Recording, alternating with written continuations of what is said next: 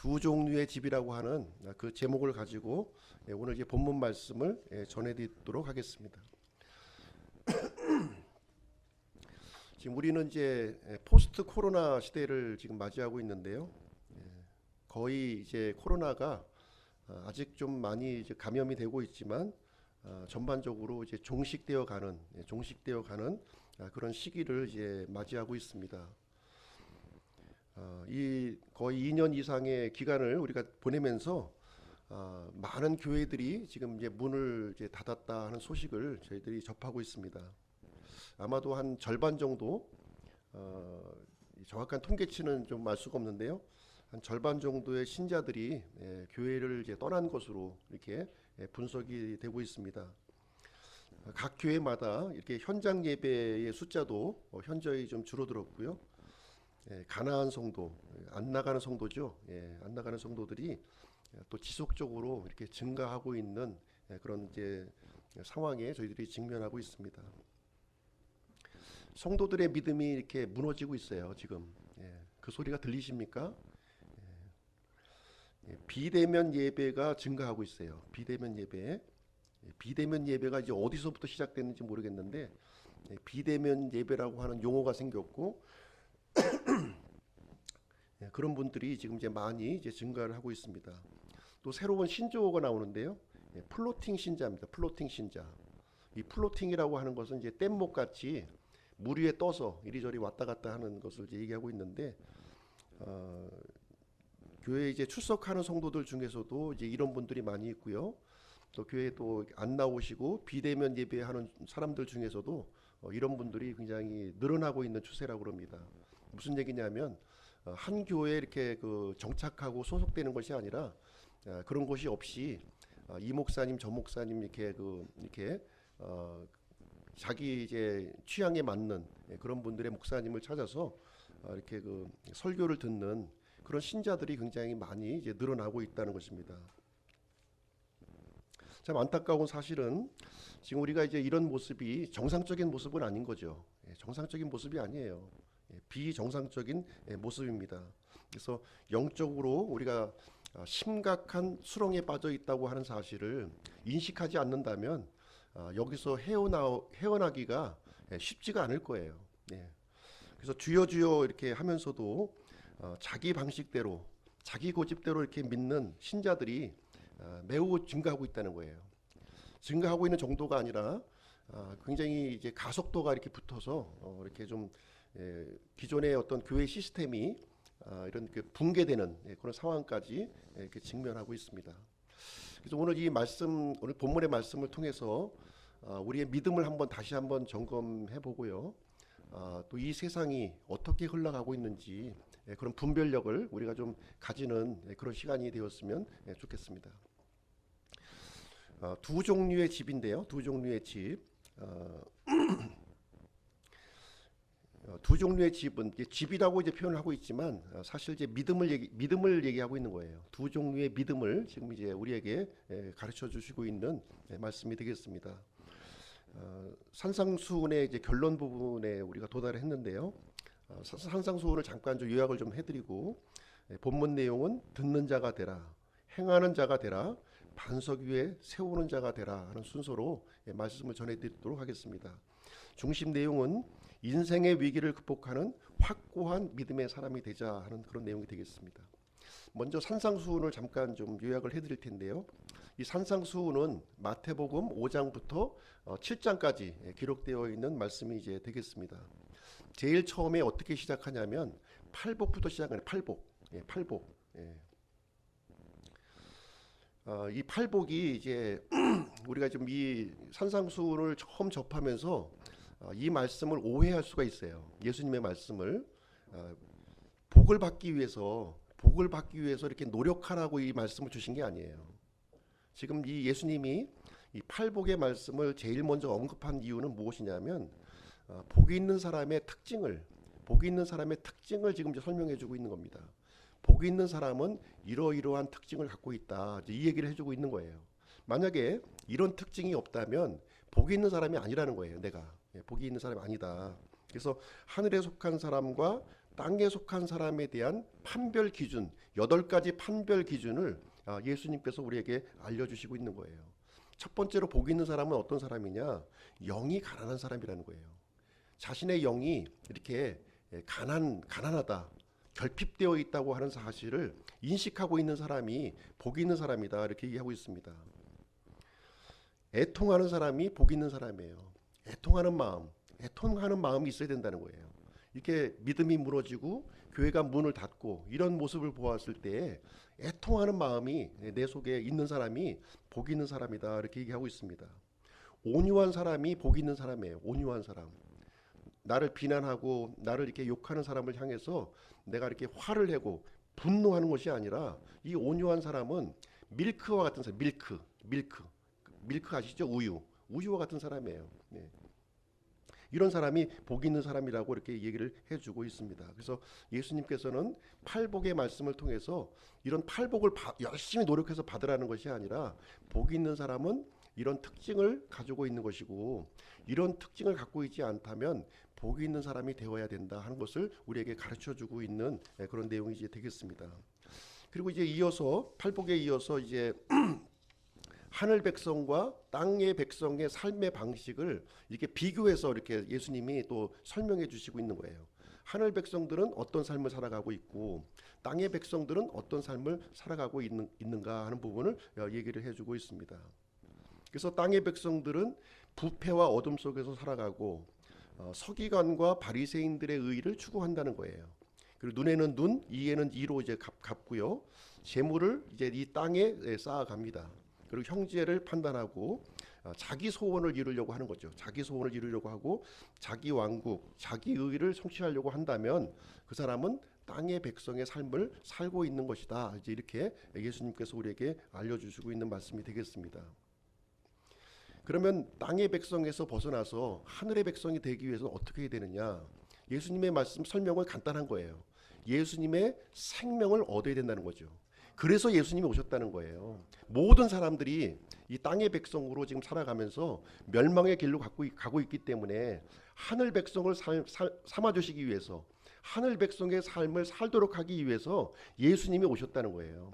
사람의 힘으로 할 수가 없는 부분이기 때문에 이 문제를 창조주 하나님께서 직접 오셔서 이 문제를 해결해 주시기 위해서 오셨다. 이 얘기를 산상수훈에서 밝혀주고 있는 그 말씀이 되겠습니다. 그래서 우리는 상상수훈의 마지막 부분에 와 있는 거예요. 마지막 부분은 세 종류의 비유로 지금 이제 마무리를 하고 있어요. 세 종류의 비유가 동일한 진리를 이제 가리킨다고 제가 말씀을 드렸습니다. 동일한 진리를 가리키고 있는 거예요. 동일한 진리를 세 가지 측면에서 예수님이 이제 설명해 주면서 저희들은 이제 이 산상수훈의 마지막 부분에 지금 이제 도달해 있는 겁니다. 그래서 두 종류의 문, 두 종류의 길에 대해서 말씀드렸을 거예요. 이것은 예수님의 생명을 가진 자와 예수님의 생명을 가지지 못한 자의 차이점을 여기서 설명을 해주고 있는 내용이 되겠습니다. 그리고 두 종류의 나무와 두 종류의 열매를 통해서는 무엇을 가르쳐주고 있냐면, 참된 신자와 거짓된 신자를 구별할 수 있는 그 길을 여기서 이제 가르쳐주고 있는 것이고요. 오늘 이제 마지막으로 두 종류의 집에 대해서 우리가 살펴볼 텐데, 이것은 참 믿음과 거짓 믿음에 대해서 우리가 예수님이 이제 가르쳐주고 있는 그런 내용이 되겠습니다. 그래서 오늘 이 본문 내용을 통해서 발견해야 될 것은 무엇이냐면, 내가 갖고 있는 이 믿음이 진짜 예수님이 인정하는 참 믿음이냐, 아니면 예수님께서 인정하지 않는 거짓 믿음이냐 하는 것을 점검해야 된다는 거예요. 거짓 믿음을 갖고 있다면 계속해서 그것을 붙들고 있으면 안 되겠죠. 참 믿음으로 이제 나아가야 되는 것입니다. 그래서 예수님은 구약의 율법을 성취하러 오신 분이에요. 구약의 율법을 완성하러 오신 것이 아닙니다. 완성하러 오신 것이 아니라 그 말씀을 성취하기 위해서 이 땅에 이제 오신 메시아입니다. 그래서 그분을 통해서만이 우리는 하늘 백성의 신분을 얻을 수가 있고 그 하늘 백성의 삶을 살 수 있다고 하는 사실을 우리에게 이제 가르쳐주고 있습니다. 그러므로 이렇게 시작하고 있어요. 그러므로 이제 이렇게 시작하고 있는데요. 그러므로라고 하는 것은 앞에 있는 예수님이 산상수훈의 모든 말씀을 이어지는 말씀이에요. 그렇게도 우리가 받아들일 수가 있고요. 바로 앞구절에 있는 그 내용, 예수님께서 하셨던 그 말씀을 이어받는 내용이다, 이렇게 볼 수가 있겠습니다. 바로 앞부분에는 뭘 예수님이 말씀하셨나요? 많은 사람들이 예수님 앞에 와서 나는 이렇게 능력을 많이 행했고 나는 마귀들도 쫓아냈고 많은 업적을 이제 이렇게 이루었다고 예수님 앞에 자랑을 했잖아요. 그렇게 했을 때 예수님이 뭐라고 그랬습니까? 불법을 행하는 자들아 내게서 떠나가라 얘기를 했잖아요. 이 불법을 행했다는 거예요. 불법. 그 말씀을 이어서 바로 이제 이어서 하시고 있는 말씀이 무엇이냐면 합법적으로 예수님을 믿는 방법이 무엇이냐 하는 것을 예수님이 지금 이제 가르쳐주고 있는 내용이 되겠습니다. 합법적으로 예수님을 믿는 것은 무엇이냐면 누구든지 나의 이 말을 듣고 그것들을 행하는 자, 그 자를 나는 자기 집을 반석 위에 지은 지혜로운 사람에 비하리라 이렇게 얘기하고 있는 거예요. 그래서 합법적인 참된 믿음을 가지고 있는 사람은 이렇게 무언가 많은 업적을 이렇게 이제 예수님을 위해서 이게 이룬 사람이 아니라는 거예요. 막 교회를 크게 지었고 막 수십만 명의 그 성도가 이렇게 있고 이런 것을 통해서 통하는 것이 이제 그런 업적이 아니라는 거예요. 예수님 앞에 할 수 있는 것은 무엇이냐면 예수님의 말씀을 듣고 그 말씀을 그대로 행하는 것. 이것이 합법적인 믿음이라고 지금 이제 예수님께서 우리에게 알려주시고 있는 거예요.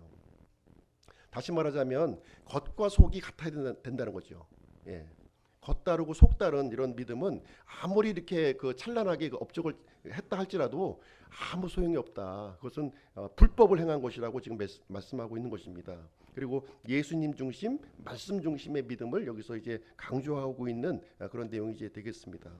그래서 참된 믿음이라고 하는 것은 우리가 이제 무엇으로 부름을 받았습니까? 예수님의 몸으로 부름을 받았잖아요.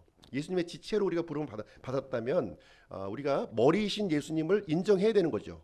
그러면 우리 몸으로서 해야 될 일이 무엇이냐면 내가 그 머리 역할을 하는 것이 아니라 머리이신 그리스도의 지시를 받고 그대로 행하는 것이 바로 참된 믿음이다. 이것을 얘기해 주고 있습니다. 그래서 믿음이라고 하는 것이 이렇게 뭐 자기 주도 학습처럼 내가 주님을 위해서 뭘 하고 내가 주님을 위해서 영광을 돌리고 이런 것이 아니라는 거예요. 예수님이 어떤 말씀을 하셨든지 그 말씀을 그대로 듣고 그 말씀을 그대로 행하는 것, 이것이 참된 믿음이라고 우리에게 알려주고 있습니다. 그래서 따르는 자예요. 참된 믿음은 따르는 자. 예수님이 어떤 말씀을 하셨든지 그대로 가감 없이 따르는 사람이 바로 참된 믿음을 가진 사람이다 하는 것을 여기서 알려주고 있습니다. 그럼 우리가 참된 믿음을 갖기 위해서는 어떻게 해야 되느냐? 첫 번째로 듣는 자가 되어야 된다는 거예요. 듣는 자가 되셔야 돼요. 듣는 자. 여기 마태복음 17장 5절 말씀을 제가 이제 여기 이제 소개를 해드렸는데요. 이 내용은 어떤 내용이냐면 예수님이 높은 산에 올라가셨어요. 높은 산에 그 세 제자를 데리고 올라가신 거예요. 세 제자. 세 제자는 지금 이제 베드로와 야고보와 요한 이 세 명의 제자를 데리고 높은 산에 이렇게 올라가셨어요. 올라갔는데 거기에 놀라운 광경이 이제 벌어진 거예요. 예수님의 얼굴이 해같이 빛난 거예요. 그리고 예수님이 입으신 옷이 빛과 같이 이렇게 하얗게 되는 엄청난 그 영광스러운 장면을 이렇게 이 세 제자가 이제 목격을 하게 됩니다. 뿐만 아니라 죽은 줄만 알았던 그 모세와 엘리야와 이렇게 대화하는 장면, 예수님이 같이 서서 대화하는 장면을 보게 된 거예요. 그 모습을 보고서 이제 베드로가 어떻게 얘기를 하게 되냐면 여기가 너무 좋사오니 제가 여기 주님을 위해서 장막을 하나, 그리고 모세를 위해서 장막을 하나, 그리고 엘리야를 위해서 장막을 하나 세웠으면 좋겠습니다. 이렇게 얘기를 한 거예요.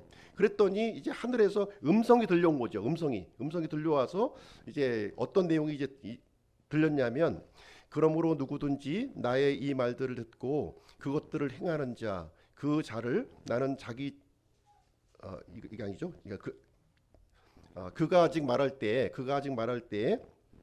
보라 빛나는 구름이 그들을 덮었는데 보라 그 구름 속에서 한 음성이 나서 이르시되 이 사람은 내 사랑하는 아들이라 내가 그를 매우 기뻐하노니 너희는 그의 말을 들으라 하심으로. 그래서 하늘의 음성이 나와서 하고 있는 말이 뭐냐면 바로 이제 이 예수님을 가리켜서 내 사랑하는 아들이라 이렇게 얘기를 하면서 지금부터는 이제 너희는 그의 말을 들으라, 예수님의 말을 들으라고 지금 여기서 말씀이 이제 들려온 거예요.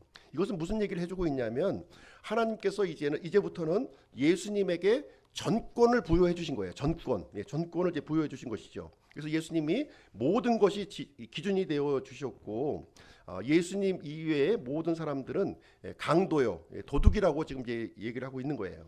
그래서 이것은 하나님께서 공식적으로 예수님을 이렇게 그 인정해 주시는 그런 이제 장면이 이제 되겠습니다. 그래서 우리가 그 구원을 이제 주시는 과정을 이렇게 보시게 되면 로마서 10장 17절 우리가 다 알고 있는 내용인데요. 같이 한번 읽어보겠습니다. 시작. 그러므로 믿음은 들음에 의해 오며 들음은 하나님의 말씀에 의해 오느니라. 여기서 하나님의 말씀이라고 하는 것은 예수님의 말씀이에요. 예수님의 말씀이죠. 예수님이 하나님이시니까. 그래서 여기 보시게 되면 하나님께서 이제 사람들을 구원하기 위해서 어떤 과정을 이렇게 주시게 되냐면 먼저 선포자를 보냅니다. 예수님의 말씀을 선포할 선포자를 보내시는 거예요. 그 사람으로 하여금 말씀을 선포하게 하는 거죠. 선포하고 그 말씀을 듣게 하고 그 말씀을 믿게 하고, 그래서 예수님을 주로 이렇게 부르게 될 때에 그 사람에게 구원을 주는 그런 일을 하나님께서 정해놓으신 거예요. 이렇게요. 하나님께서 정해놓으신 구원의 이제 틀입니다. 우리 구원받는 틀. 이 외에 다른 방법은 없는 거예요. 이 방법을 로마서 10장 17절을 통해서 우리에게 가르쳐 주신 말씀이 이제 되겠습니다. 그래서 우리는 이 말씀에 대해서 어떻게 되냐면 귀를 열어야 돼요. 귀를 여셔야 되는 거예요. 귀를 닫으면 절대로 구원받을 수가 없는 거죠. 이 귀를 여셔야 되는 거예요. 예수님의 말씀에 우리가 귀를 열어야 된다 하는 것입니다. 그래서 이 들을 귀는 어떻게 생기냐면 세상의 소리를 닫을 때만이 주님의 음성이 들리는 거예요. 세상의 소리에 이렇게 그 민감하고 세상의 소리에 이렇게 그 들으려고 열심히 듣다 보면 주님의 음성을 들을 수가 없다는 거예요. 그래서 이 귀는 말씀에 열려 있는 귀고, 내면의 귀고, 할례 받은 귀고, 순종하는 귀라는 거예요. 순종하는 귀. 이것을 순종하려는 마음을 가지고 들어야 된다는 것이죠. 비판하고 이렇게 좀 분석하려고 이렇게 접근하는 것이 아니라, 내가 그 말씀을 순종해야지, 나의 삶을 만들어야지 하는 마음을 가지고 이것을 듣는 것이 바로 들을 귀라는 거예요. 들을 귀. 그래서 마가복음 4장 23절에 보면 누구든지 들을 귀가 있거든 들을지어다 이렇게 말씀하셨습니다. 그래서 하나님께서는 귀로 역사하시는 거예요. 귀를 통해서 역사하시고, 마귀는 어떻게 역사해요? 눈을 통해서 역사합니다. 눈을 조심하셔야 돼요. 그러면 사람들이 구원받지 못하는 이유가 무엇인가? 구원받지 못하는 이유는 예수님에 대한 태도에 달려 있는 거예요. 예수님을 어떻게 생각하느냐에 따라서 구원을 받을 수도 있고, 구원을 받지 못할 수도 있다고 하는 사실이죠. 당시에 로마 사도 바울이 이렇게 로마서를 기록했던 이 당시를 보게 되면 이 세상 사람을 두 부류로 나눈 거예요. 두 부류. 유대인과 그리스인, 헬라 사람으로 이렇게 나누었던 겁니다. 근데 이 유대인들은 예수님을 어떻게 생각했냐면 저주받은 자로 생각했다는 거예요. 저주받은 자. 십자가에 이렇게 달리셨기 때문에 이렇게 저주받은 사람이 어떻게 구원자가 될 수 있겠느냐는 거예요. 그래서 예수님을 거부했던 거죠. 그 당시에 살았던 이 헬라 사람들, 그리스 사람들은 어떻게 생각했냐면 십자가에 달리신 예수님을 어리석은 것으로 생각을 했습니다. 어리석은 것. 왜 그래요? 이 십자가는 당시에 이 사람을 죽이는 사형 틀이었어요. 사형 틀이기 때문에 나약함의 상징입니다. 나약함. 이렇게 나약한 사람이 어떻게 우리를 구원할 수 있느냐 하는, 이렇게 해서 거부하는 태도를 이렇게 보였다는 거예요. 그러나 하나님께서는 십자가에서 죽으신 예수님을 하나님의 권능이요 하나님의 지혜로 이렇게 삼아 주셨다는 겁니다. 그 내용이 이제 여기에 기록이 되어 있는데요. 비록 예수님이 십자가에서 이렇게 나약하게 저주를 받으면서 죽으신 건 사실이에요. 근데 자신의 죽으심을 통해서 모든 인류에게 반전을 일으켰다는 거죠. 이 모든 인류에게 반전을 일으켰다는 거예요. 죽음에서 생명으로, 저주에서 복으로, 어둠에서 빛으로, 죄에서 의로, 지옥에서 천국으로, 마귀의 자녀에서 하나님의 자녀로, 정죄의 부활에서 생명의 부활로 이렇게 바꿔주셨다는 거예요. 자신의 죽음과 바꿔주셨다는 거죠. 자신의 나약함과 바꿔주셨다. 그렇기 때문에 가능해졌다 하는 것을 우리에게 말씀해주고 있습니다. 그래서 이 사탄은 이 문제를 가지고 적극적으로 방해하는 거예요. 적극적으로 방해합니다. 이 사탄의 방해 공작을 아셔야 되는 거예요. 사탄의 방해 공작. 고린도후서 4장 4절에 보시게 되면 이 세상 신이라고 표현하고 있는데, 이 세상 신이 바로 사탄 마귀를 얘기하고 있는 거예요. 지금 이 순간에도 사탄 마귀가 하는 일이 무엇이냐? 그리스도의 영광스러운 복음이 사람들에게, 믿지 않는 사람에게 비추지 못하게 한다는 거예요. 어떻게 비추지 못하게 합니까? 바쁘게 만드는 거예요. 바쁘게 바쁘게 만드는 거예요. 그래서 그 영광스러운 복음의 빛, 이 생명을 얻을 수 있는 이 빛을 비추지 못하도록 이렇게 합니다. 그러면서 우리 마음을 이렇게 예수님 소리만 나오면 경기를 일으키게 만드는 거예요. 예수님 이름만 나오면 경기가 나는, 경기가. 사탄이 이렇게 만드는 겁니다. 사탄이 고정관념을 심어주고요, 가시와 엉겅퀴가 이렇게 자라도록 하면서, 아니 예수님 믿고 이렇게 천국 가라고 하는데 이것이 나쁜 겁니까? 이것만큼 좋은 게 어디 있어요? 영원한 생명을 얻으라는 건데. 근데 마귀는 어떻게 하든지 이것이 잘못된 것이라고 이렇게 폄하하고 공격을 하고 있습니다. 그래서 마귀가 하는 역할은 이 창세기부터 지금까지 변함이 없어요. 하나님의 말씀에 접근하지 못하게 하는 겁니다. 어떻게 하든지 왜곡하고 변질하고 이렇게 삭제하면서까지도 이것을 이제 공격을 하고 있습니다. 그래서 우리가 참된 믿음을 갖기 위해서는 이 귀를 잘 여셔야 되는, 귀를 잘 들어야 되는 겁니다. 세상 소리를 들으라는 것이 아니라 예수님의 말씀을 잘 귀담아서 우리가 들을 때 참된 믿음을 우리가 가질 수 있다는 거예요. 두 번째는 행하는 자가 되라는 겁니다. 행하는 자. 야고보서 2장 17절 한번 같이 한번 읽어보겠습니다. 시작. 이와 같이 믿음도 행위가 없으면 그것만으로는 죽은 것이니라. 믿음과 행위는 서로 떨어져 있는 게 아니에요. 같이 붙어 있는 겁니다. 같이 붙어 있는. 자꾸 마귀는 믿음과 행위를 분리시키려고 하는 거예요. 절대로 분리되는 게 아닙니다. 이건 딱 붙어 있는 거예요. 동전의 양면과 같이 믿음과 행위는 이렇게 붙어 있는 것이다. 믿는다고 하면서 행위가 없다면 그 믿음 자체도 부정이 되는 거죠. 부정되는 거예요. 그래서 참된 믿음이라고 하는 것은 우리가 잘 들어야 됩니다. 첫 번째로. 그 다음에 잘 들은 말씀을 그대로 행하는 사람, 그대로 행하는 사람이 참된 믿음이다, 이렇게 얘기해주고 있습니다. 우리가 행위로 구원받는 건 아니에요. 행위로 구원받지 않습니다. 그러나 참된 믿음에는 반드시 그 행위가 수반된다는 거죠. 반드시 이어진다는 거예요. 그래서 마음의 변화와 행동의 변화를 포함하고 있다. 그래서 내가 참된 믿음을 갖고 있느냐 안 갖고 있느냐는 어떻게 알 수 있어요? 내가 마음이 변화되었느냐, 행동의 변화가 있느냐, 이것을 가지고서 분별을 할 수 있다는 거죠. 참된 믿음이 눈에 보입니까? 안 보이잖아요. 그러니까 겉으로 드러난 것을 통해서 그 안에 있는 것을 우리가 분별할 수 있는 그런 분별력이 생긴다고 하는 것이 되겠습니다. 그래서 예수님과 우리 신자는 한 몸이에요. 한 몸. 예수님은 머리시고 우리는 신자들은 몸인 거예요. 아주 신비한 관계입니다. 예수님과 우리 신자의 관계가 너무나도 신비한 관계예요. 그렇죠? 예수님은 머리시고, 머리이시기 때문에 몸으로 할 수 있는 일은 못 하시는 거예요. 예수님이 몸으로 할 수 있는 일은 못 하시에요. 머리이기 때문에. 누구를 통해서 하십니까? 몸을 통해서 일하시는 겁니다. 몸을 통해서. 몸이 바로 우리 신자들이라는 거죠. 그래서 예수님은 머리이시기 때문에 신자들에게 지시를 내리시고, 그 신자들은 그 지시를 듣고 그대로 행하는 것이 참된 신자의 모습이다 하는 것을 우리에게 알려주고 있습니다. 그래서 머리와 몸이 이렇게 분리되는 것도 불법이고요. 또 몸이 머리 역할을 하는 것도 불법인 거예요. 이거는. 그래서 성경에 보시게 되면 세 가지 건축물이 나옵니다. 세 가지 건축물을 한번 좀 소개를 해드리겠습니다. 그래서 하나님께서는 모든 시대에 이렇게 믿는 자들을 부르시는 거예요. 왜요? 왜 부르십니까? 이렇게 몸으로 이렇게 활동할 수 있도록 하기 위해서, 하나님의 일을 이루시기 위해서 믿는 사람들을 부르시고 있는 거예요. 하나님은 설계하셨고 믿는 자의 순종을 통해서 그 일이 성취되도록 이렇게 하신다는 거예요.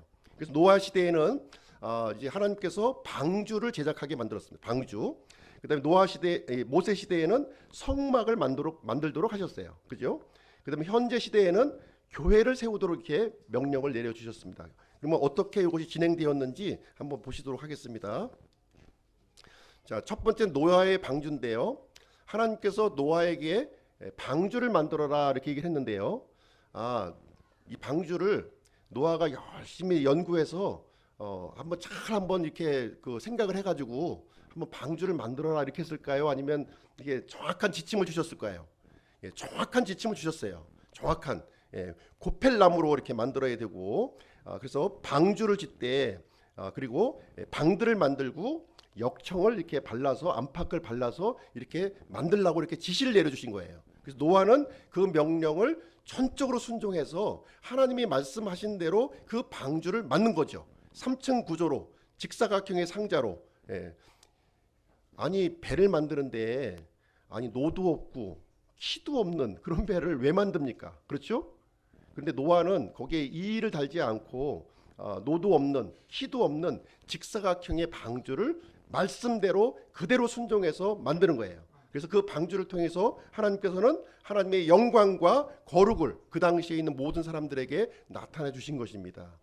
두 번째 모세의 성막인데요. 모세의 성막을 만드실 때에도 모세로 하여금 잘 연구해서 너 머리 좋으니까 이집트 왕자였지 잘 연구해서 이집트 방식으로 한번 지어봐라 이렇게 하신 게 아니에요. 성막을 이렇게 짓게 하실 때 정확한 치수, 재료 모든 것을 다 이렇게 하나님께서 다 지시해 주신 거예요. 그래서 모세와 이스라엘 백성들은 하나님의 지시에 따라서 한치의 어긋남이 없이 그 성막을 제작에 들어간 겁니다. 울타리와 성소를 만들었고 동쪽에 문을 만들었고 놋제단과 물두멍, 언약궤를 이렇게 만들어서 그 성막이 완성되었을 때 어떻게 되었어요? 하나님의 영광, 셰카이나 영광이 이렇게 밝게 이렇게 비춰졌다고 이렇게 말씀하지 않고 있습니까? 예. 그래서 지금 이 현 시대에도 동일한 방식이에요. 지금 방주를 제작한 것과 이 성막을 제작한 것처럼 동일한 방식으로 교회가 세워져야 된다는 거예요. 이것은 모형으로 우리에게 보여주신 거예요. 이 방주하고 이 성막은 모형으로 보여준 거예요. 예, 교회에 대한 모형을 보여주셨기 때문에 우리가 이제 그 그리스도인들이 교회를 세울 때에도 역시 노아가 방주를 제작했듯이 이 모세가 성막을 제작한 것처럼 하나님의 지시에 따라서 우리는 교회를 세워야 된다는 것입니다. 그래서 이게 마태복음 16장 18절 여기 유명한 말씀이죠. 이 반석 위에 내가 내 교회를 세우리니 이 교회의 소유가 누구예요? 예수님이에요. 내 교회. 예수님이 내 교회 있잖아요. 예수님의 교회를 세우는 겁니다. 사람의 교회를 세우는 게 아니에요. 예수님의 교회를 세우는 거예요. 예수님이 주인이신 교회를 세우도록 하나님께서 우리에게 지시를 내려주셨고 이 교회는 어디에 세운다고요? 반석이라고 하는 기초 위에 세우라고 우리에게 지시를 내려주신 거예요. 우리 몸은 그 지시에 따라서 그대로 순종해서 이 교회를 세워나가면 되는 것입니다. 그래서 참된 신자는 예수님의 말씀을 듣고 그대로 순종하는 거, 그대로 순종하는 거예요. 일을 뭐 많이 하고 적게 하고 이게 문제가 아닙니다. 예수님의 말씀에 전적으로 내가 순종했느냐 안 했느냐 여기에 달려 있는 것이지 그랬을 때 이제 하나님의 그것을 통해서 하나님의 영광과 거룩을 이 세상에 드러내신다는 거예요. 네, 그것을 우리에게 알려주고 있습니다. 그래서 세 번째로 반석 위에 세우는 자가 되라는 거예요. 우리가 교회를 세우는데 어디 세우냐면 반석 위에 세우는 자가 되라 이렇게 얘기를 해주고 있습니다. 이 반석 위에 세우는 자가 되라 했을 때 당시에 그 예수님의 말씀을 들었던 청중들은 이 말씀을 이해했을까요? 못했을까요? 이해했죠. 예, 딱 이해한 거예요. 반석 위에 세워야 돼. 그러면 그렇지. 우리 집은 반석 위에 세워야 돼. 하는 것을 정확하게 이해한 거예요. 왜 그러냐면 이스라엘의 지형을 보면 알 수가 있어요. 이스라엘 지형을 이렇게 보시게 되면 이 북쪽 경계가 이제 단이죠. 예, 북쪽 경계가 단입니다. 예, 남쪽 경계가 부엘세바, 동쪽 경계가 길르앗 라못이에요. 요르단강 오른편 길르앗 라못이고 서쪽 경계는 이제 지중해로 이렇게 구성이 이제 되어 있습니다. 근데 이 이스라엘 백성들이 거주했던 장소를 이렇게 한번 좀 살펴보시게 되면 이스라엘 사람들은 특이하게 이렇게 건축을 합니다. 특이하게 이제 건축을 하는 거예요. 이런 평지에 그 건축을 하는 것이 아니라는 거예요.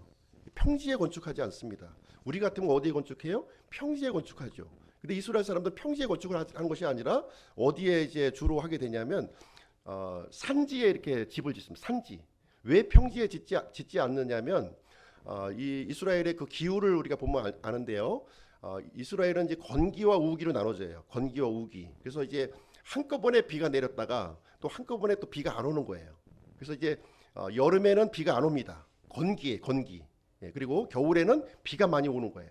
예, 비가 많이 오고 이제 강수량이 한 600mm 정도밖에 안 되는데 이것이 집중적으로 내리는 거예요. 집중적으로 내리다 보니까 지금 이제 이 물이 이제 그 토사가 이제 그 산 쪽에서 흘러내려 가지고 평지에 쌓이게 될 거 아닙니까? 그러니까 평지에는 이렇게 그 고운 흙들이 많이 쌓여 있는 거예요. 만약 거기다 집을 짓게 되면 여름에 이제 흙이 딱딱해졌으니까 거기다 집을 짓게 되면 어떻게 되냐면 겨울이 되면 상황이 완전 반전됩니다. 그 땅이 진흙탕이 돼버리는 거예요. 진흙탕. 예, 진흙탕이 돼버려요. 무른 땅이 된다는 거죠. 그러다 보니까 또 비가 오게 되면 그 집은 허물어져서 쓸려 내려가 버린다는 거예요. 이것을 이제 이스라엘 백성들은 반복적으로 경험을 한 거예요. 그러니까 어디에 집을 짓냐면 산 꼭대기에다 집을 짓는 겁니다. 산에다가. 그래서 예루살렘 도시도 보면 어디에 있어요? 800m 고지에 있는 거예요. 예. 중앙 산지 그 고원지대 거기다가 도시를 이렇게 만드는 거예요. 도시. 그리고 이제 물이 많은 곳에 또 이제 그 집을 져야 되기 때문에 요르단강이나 갈릴리 호수 이 주변에 이제 집을 짓는데 그것도 평지에 안 짓는 거예요. 평지에 안 짓는 거 안 짓고 이렇게 그 언덕 쪽에 이렇게 집을 이렇게 짓는 겁니다. 언덕 쪽에. 그래야지 언덕에서 집을 짓되 그리고 거기다가 반석까지 기초를 내려야만 든든하게 비가 오더라도 땅이 물러지더라도 전혀 영향을 받지 않는 그런 일이 생기는 겁니다. 그래서 그 이스라엘의 이 지명 이름을 보시게 되면 앞에 그 텔이라는 말이 들어가요. 텔. 이 텔이라고 하는 단어가 언덕이거든요. 언덕. 텔 아비부, 텔 단, 텔 부엘세바 이렇게 가지고 텔자가 들어가는 거예요. 그러니까 그 이스라엘의 그 집들은 전부 언덕, 산 정상 이런 쪽에 이제 지어졌고요. 도로도 이렇게 산 능성으로 지나갑니다. 산 능성으로 이렇게 쭉 지나가는 거예요. 이렇게 되어 있어서 그런 식으로 이제 되어 있는 걸 보았을 때 예수님이 반석 위에 집을 지은 자들이 지혜로운 사람이다 이렇게 얘기하면은 너무나 잘 알아듣는 거죠. 맞아, 그렇게 지어야지. 평지에 지으면 우리 다 망가져 버리는 거야. 어리석은 사람이야. 이렇게 얘기를 해주는 겁니다. 그래서 이 반석이 무엇을 얘기하고 있느냐? 이 반석은 시편 18편 31절에 보시면 하나님이 반석이다 이렇게 해주세요. 하나님이 반석이신 거예요. 하나님이. 그리고 고린도전서 10장 4절에 보시면 좀 더 구체적으로 우리에게 밝혀주고 있는데 이 반석은 바로 그리스도시라고 이렇게 말씀해주고 있는 거예요. 바로 이 그리스도가 반석이시다는 것을 우리에게 알려주고 있습니다.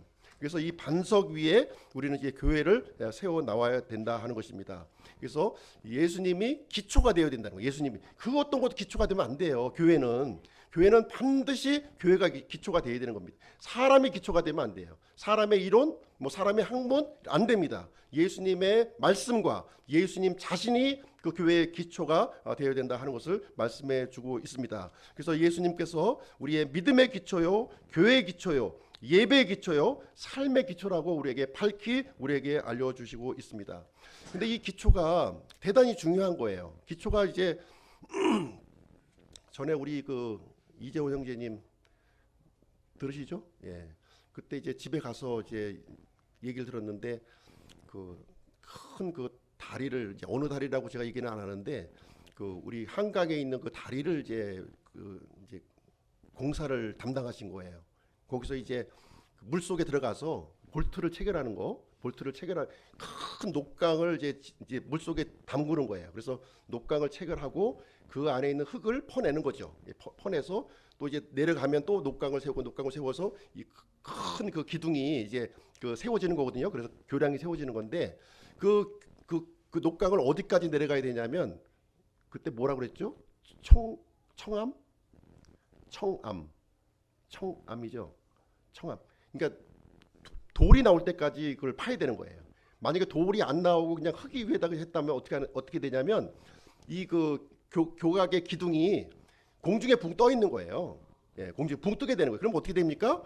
이게 큰 홍수가 닥치면은 이거는 이제 부서져 버리는 거죠, 이렇게요. 예, 그래서 이 반석 위에 팍 하고 이제 심어놓으면 그 파이를 심어놓으면 이게 교각이 흔들리지 않는 그런 것을. 그래서 기초가 굉장히 중요한 거예요. 이 기초를 예수 그리스도께까지 쫙 하고 내려가야 되는 거예요. 거기까지. 이게 깊이 예수님까지 내려가기 위해서는 이게 보이지 않는 영역이잖아요. 사실은 안 보이는 영역이지만 아주 깊이 내려가야 되고 많은 경비가 또 소요가 되고요. 많은 수고가 들어가고 공사 기간도 길어지는 거예요. 그래서 공사 기간 짧게 하기 위해서 어떻게 합니까? 다른 돌을 집어다가 그 녹강 속에 집어넣어서 대충 세운다는 거예요. 그러니까 부실 공사가 되는 거죠. 부실 공사. 예수 그리스도까지 내려가야 되는 것을 여기서 말씀을 해주고 있습니다. 예수 그리스도가 발견될 때까지, 맞닿을 때까지 해야 되는 겁니다. 그래서 믿음은 두 종류의 믿음이 있는 거예요. 두 종류의 믿음. 그래서 모래 위에 지은 집이 있고 반석 위에 지은 집이 있다. 이 얘기를 해주고 있습니다. 모래 위에 지은 집은 뭐냐? 듣고 행하지 않는 사람이에요. 듣고 행하지 않는 사람. 아니, 공사를 하는데 그 설계도에서 얘기가 됐으면 그대로 지어야지. 아, 이거 설계도 하게 되면 돈 많이 들어가니까 이거 빼버리고, 좀 그 철근도 좀 약간 가는 거 쓰고 이렇게 하면 어떻게 됩니까? 부실시공 난다는 부실시공. 바로 이것이 모래 위에 지은 집, 모래 위에 지은 집. 반석 위에 지은 집은 뭐냐? 예수님께서 하신 그 말씀 그대로 듣고 그대로 행하는 사람이에요. 그대로. 그대로. 그래서 예수님의 말씀대로 하는 것이고 예수님의 말씀에 순종해서 하는 겁니다. 그래서 그리스도에게 연결되어 있는 이 집이 반석 위에 있는 집이요, 반석 위에 있는 그 반석과 같은 그런 믿음이라고 이렇게 말씀을 해주고 있습니다. 그래서 우리의 믿음이라고 하는 것은 반드시 환난을 통과하게끔 되어 있어요. 반드시 환난을 통과합니다. 사도행전 14장 22절 같이 한번 읽어보게요. 시작. 제자들의 혼을 굳건하게 하며 믿음 안에 거하도록 그들을 권면하고 또 우리가 반드시 많은 환난을 거쳐 하나님의 왕국에 들어가야 하리라고 권면하더라. 그래서 우리의 믿음이라고 하는 것은요, 우리 믿음이 굳건한 믿음이 되기 위해서는 반드시 내가 반석 위에 붙어 있는지 안 붙어있는지 이거를 이제 환난을 통해서 검증이 된다는 거예요. 환난이 오면 알 수가 있어. 내가 무너지면 반석까지 안 내려간 거예요. 무너지지 않고 내가 확고한 믿음을 갖고 있다면 반석까지 딱 뿌리 박혀 있다고 하는 사실을 우리가 이제 알 수 있는 것입니다. 그래서 우리 사람은 언제든지 위기의 순간을 맞이합니다. 그렇죠? 나는 절대로 난 위기가 없어. 이건 교만 중에서도 상교만이에요. 반드시 우리는 위기의 때가 옵니다. 위기에 또 오는 거예요. 그 위기의 순간에 대비하기 위해서 그리스도에까지 우리의 믿음이 맞닿아 있어야 된다는 거예요. 확고한 믿음을 우리가 가져야 되는 것입니다. 그래서 태풍과 홍수, 오늘 이제 본문 말씀에도 그러잖아요. 그 큰 물과 이제 바람이 이제 이렇게 분다고 했는데 이것은 홍수, 태풍을 얘기하고 있는 거예요. 큰 태풍이 이제 오게 되는데 이것이 이제 우리의 안정성, 믿음의 안정성을 결정한다는 거예요. 결정한다는 것입니다. 그래서 겉으로 볼 때는 모래 위에 지은 집이나 반석 위에 지은 집이나 차이점이 하나도 없어요. 차이점 하나도 없습니다. 그러나 홍수가 나고 태풍이 불면 분명한 차이가 거기서 발생이 된다고 하는 사실입니다. 위기가 닥치면 그 차이를 알 수가 있어요. 오늘날 이제 교회를 떠나시는 많은 분들 그리스도에게까지 안다 있는 거예요. 지금 안다 있는 겁니다. 그러니까 떨어져 나가는 일들이 이제 생겨 나가는 것이죠. 그렇죠? 그래서 우리가 예수님을 사랑하는 법은 다른 거 없습니다. 다른 게 없어요. 예수님한테 뭐 헌금 많이 바치고 이렇게 뭐 멋진 일을 하고 이렇게 해서 하는 게 아니에요. 예수님께 사랑받는 것은 단 한 가지예요. 그분의 말씀을 그대로 지키는 겁니다.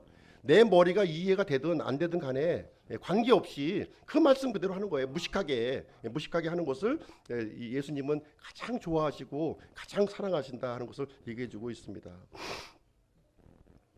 그래서 예수님의 명령이 떨어졌을 때 내 생각을 내려놓으셔야 돼요. 쉽지가 않죠. 그건 예수님 생각이시고 제가 볼 때는 이게 좀 더 나은 것 같아요. 이렇게 할 때가 있죠. 또 내 감정도 또 내려놔야 돼요. 예수님 그러지 마시고요. 저도 힘들어요. 내려놓으셔야 된다. 이런 걸 내려놓으셔야 돼요. 내 생각, 내 감정, 그리고 내 의지도 내려놓으셔야 돼. 이것이 변화가 이루어져야 됩니다. 변화가. 1년 전이나 10년 전이나 계속해서 이 상태에 머물러 있으면 반석까지 내려가질 않은 거예요. 반석까지 내려간 사람은 이것을 이제 내려놓는 연습을 하는 거예요. 계속해서 순간순간 상황마다 내 생각을 내려놓고 감정을 내려놓고 의지를 내려놓고 예수님의 음성을 한 걸음 한 걸음 따라가는 그것이 바로 반석 위에 집을 짓는 것과 같은 그런 확고한 믿음을 갖는 것이다 하는 것입니다. 바리새인과 서기관들에게는 그게 없었다는 거예요. 듣기만 하고 실행하지 않은 거예요. 실행하는 거는 누구 방식대로? 내 방식대로, 내 고집대로 한 거예요. 그러니까 발전도 없고 또 하나님 예수님으로부터 책망을 받게 된 겁니다. 순종이 없으면 위선자가 되는 거예요. 위선자예요. 그래서 예수님의 말씀에 대해서는 우리가 무겁게 받아들이셔야 됩니다. 무겁게. 그래서 처음부터 많은 것을 할 수는 없어요. 그래서 작은 것부터 실천하시는 겁니다. 그래서 작은 것부터, 기도하는 게 힘드시면 1분 기도부터 1분 기도도 힘들면 10초 기도, 10초 기도라도 하시고, 또 3분 성경 읽기, 성도들과 교제하기, 한 몸, 한 공동체잖아요. 그래서 내가 싫고 마음에 안 들지만 그래도 노력하는 거예요. 노력하면서 이 파일이 점점 깊이 내려가는 겁니다. 이게 내려가는 거예요. 그걸 경험을 하셔야 돼요. 그래서 참된 믿음의 아주 핵심적인 것은 뭐냐? 바로 순종에 있다는 거예요. 순종하는 연습하는 거예요. 순종하는 연습을 우리가 이루어져야 되는 것입니다. 그래서 예수님과 이게 붙어 있는 거죠. 붙어 있어야 돼요. 붙어 있어요. 말씀과 쭉 연결돼. 이것이 하나님과 우리 사이의 관계도 마찬가지예요. 하나님과 우리의 관계, 또 부모와 자녀의 관계도 마찬가지입니다.